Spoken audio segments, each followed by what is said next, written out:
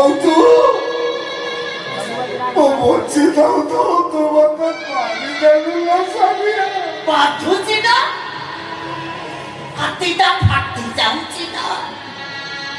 ଏଥର ଚିନ୍ତା କରିପାରୁଛ ତ